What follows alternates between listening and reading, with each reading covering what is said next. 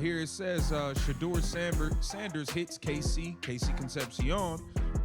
It says Shedeur Sanders leading first team reps. Let's take a look at this. Oh yeah, that's a dot. That's a dot too.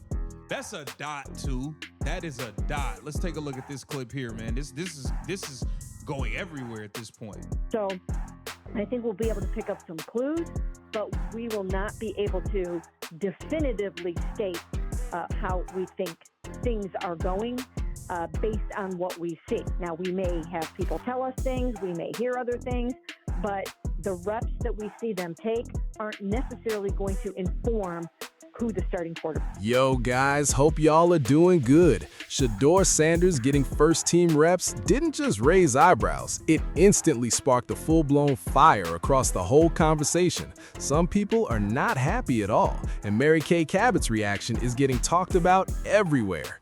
What just went down feels like a straight-up shock to the system. So now the real question is pretty simple. What do you really think is happening behind the scenes here? And is Shedeur being pushed forward because of pure talent or something bigger nobody is really saying out loud yet? Shedeur stepped into that first-team session and immediately took control. No hesitation, no confusion, just pure, clean execution. The ball was coming out sharp, quick reads, and straight decisions. Every snap looked like he belonged there, not like he was trying to earn his spot.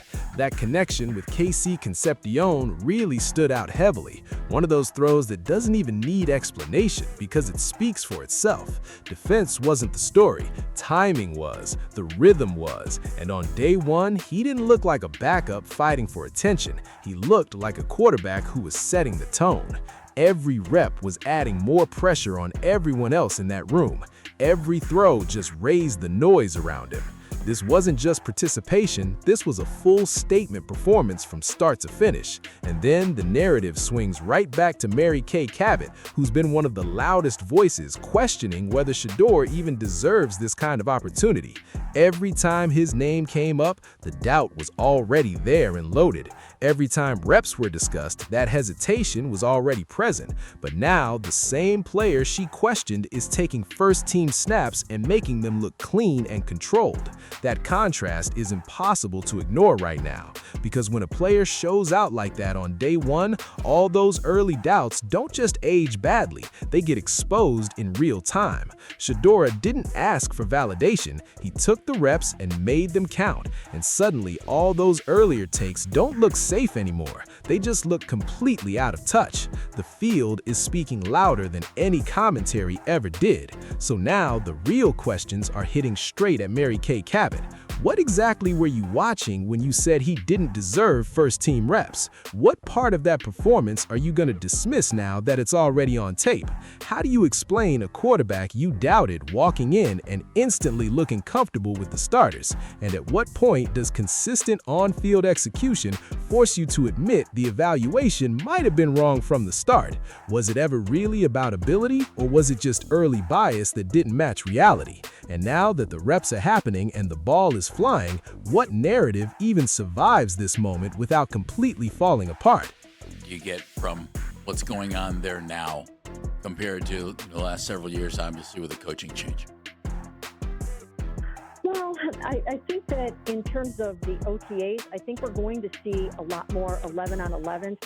Kevin Stefanski ran OTAs largely like a passing camp, so actually it wasn't all that imperative for some of the bigs to be there, for some of the linemen to be there. I mean, certainly good for those guys to get their camaraderie down and all those kinds of things.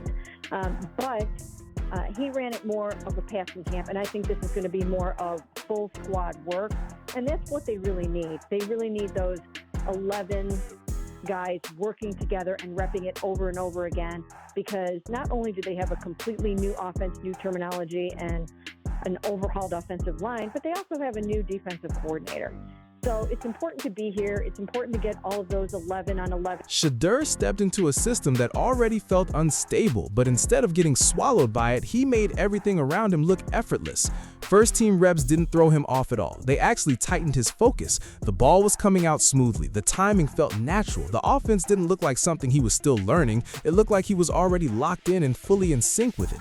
That's what matters, because when a quarterback walks into new terminology, new structure, and new pressure, most guys struggle just to look settled. But Shedeur didn't look anything like that. He looked like he was built for that moment, and that's exactly why the noise around him keeps getting louder every day.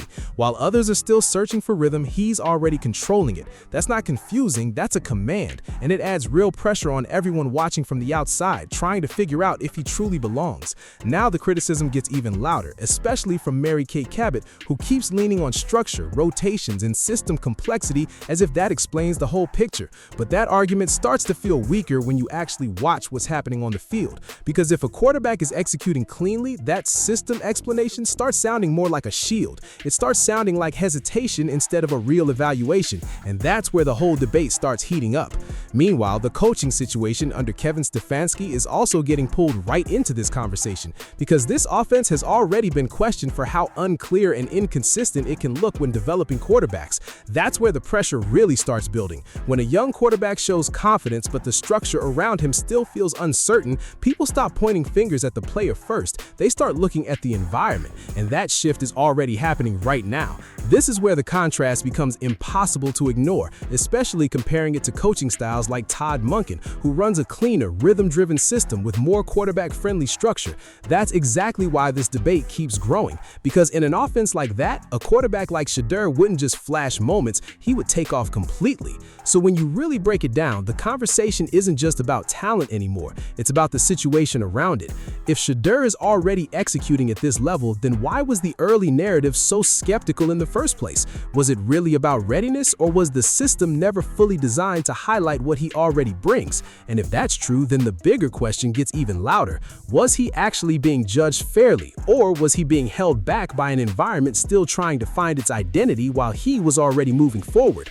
And now the entire conversation is shifting in a way nobody can ignore, because once Shedeur gets first-team reps and still looks composed, sharp, and in control, the excuses start disappearing fast. Every snap turns into proof, every throw turns into evidence, and that's where everything flips. People who were comfortable doubting him now have to explain what they're seeing in real time, not theories, not projections, actual live reps, clean reads, fast decisions, no panic, and that's why the noise around the quarterback room is getting even louder, because if one guy steps in and looks ready immediately, the question becomes why he was ever lower on the depth chart in the first place. Was it real competition, or was the decision already made before the reps even started? That's the uncomfortable part of this whole situation, and it's not going anywhere. And this is where the tension really explodes across the Browns discussion, because when a young quarterback starts exceeding expectations, the spotlight doesn't stay on him alone. It spreads everywhere. It reaches coaching decisions. It reaches evaluation methods. It measures how quickly the team responds when something obvious shows up on film. And that's why the conversation keeps circling back to structure, coaching direction, and early evaluations, because if Shedeur is handling first-team reps with that kind of control, then those early doubts start looking less like careful scouting and more like missed reads. And now the pressure isn't just on him to keep proving it. The pressure is on everyone else to explain how they didn't see it sooner. Was it there all along and ignored, or is it only now becoming impossible to deny? Scenario, it's still kind of a mystery to me. A mystery to me from day one. Like, why did they draft two of these guys? And where are we with Gabriel now? And, you know, how much of last year was Stefanski? How much of it was him? And I just, what should fans think at all about Dylan Gabriel, other than, man, I hope they trade him. So if he really wants to play, it's not going to be here. Well, first of all, when I look at Dylan Gabriel, I see a quarterback who was thrust into a very, very difficult situation last year. It was tough, and the reason he was able to handle it at all is because he had played so much football in his career, and because he was very prepared and he was ready to handle getting thrown into that situation whereby he had to start his first game across the pond in London. And that This whole quarterback situation is starting to feel less like confusion and more like a forced storyline. Because while people keep asking, where does Dylan Gabriel fit into all of this? The field is starting to answer that question in a very different way. Shedeur Sanders is out there getting first-team reps and looking steady while doing it. Clean throws, quick decisions, no hesitation. Meanwhile, Gabriel's name keeps getting pulled into the conversation like he's still the safer option, even when what's happening on the field isn't really backing that up. And that's where the debate starts to heat up, because fans aren't reacting to reputation anymore, they're reacting to execution. And right now, execution is clearly leaning in one direction, and it's not close. That's also where Mary Kay Cabot comes back into the discussion, because her framing keeps leaning toward protecting the idea that guys like Gabriel were just put in tough situations and deserve context. But that argument starts to feel weaker when you line it up with what's actually happening on the field. Context doesn't complete passes, preparation doesn't handle pressure, performance does. And when Shedeur is stepping into those reps and handling them cleanly, it raises one simple question that keeps getting louder. Why is the conversation still trying to shield Gabriel's past moments instead of fully addressing what's happening right now in real time? And that's where the criticism starts to build, because it feels like some evaluations are stuck in last season while the field has already moved on. And this is where the frustration really grows, because the contrast is getting sharper every single day. Shedeur is being treated like he still has to prove he belongs, while Gabriel keeps getting framed as someone who was just unlucky or put in a bad situation. But that explanation doesn't really match what fans are seeing right now. It just avoids it. And that's why the debate is turning more aggressive, because when one quarterback is clearly trending upward in live reps and the other is still being defended through past circumstances, people start questioning the bias in the conversation itself. And that's where the pressure circles back to Mary Kay Cabot again. Why does the narrative keep softening in one direction while tightening in the other? Thanks for watching, and don't forget to subscribe to the channel.